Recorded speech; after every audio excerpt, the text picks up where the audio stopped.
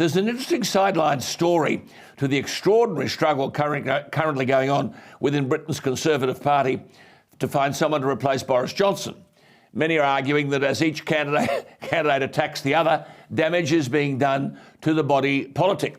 Nonetheless, contests such as we are currently witnessing allow proper scrutiny of candidates, what they represent and what they offer. We don't have that here in either the Labor Party or the Liberal Party.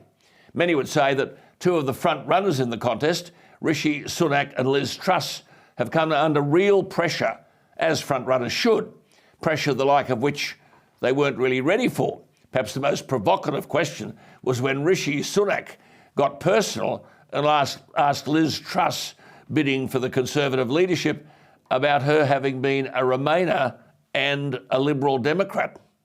All that aside, one interesting question has emerged to which the respected columnist Charles Moore has drawn our attention: the future career of Boris Johnson. I'll have something to say in a moment about the possible future career of Scott Morrison. Charles Moore reminds us that Boris Johnson was born in New York, so he therefore could become President of the United States.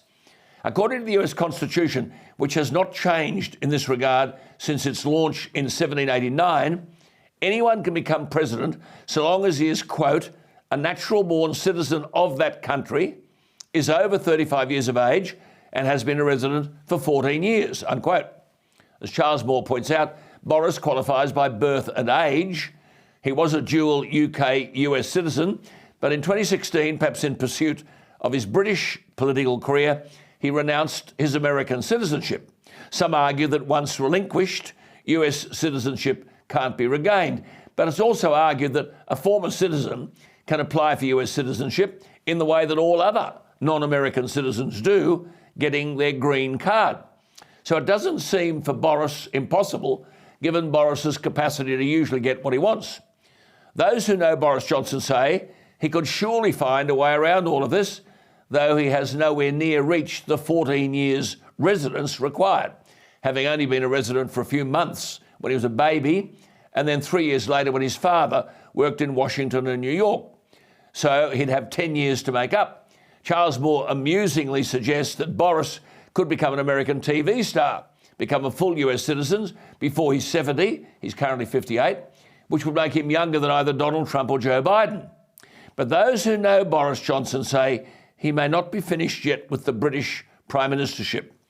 There are many voters in Britain and members of the Conservative Party in government who are experiencing buyer's remorse.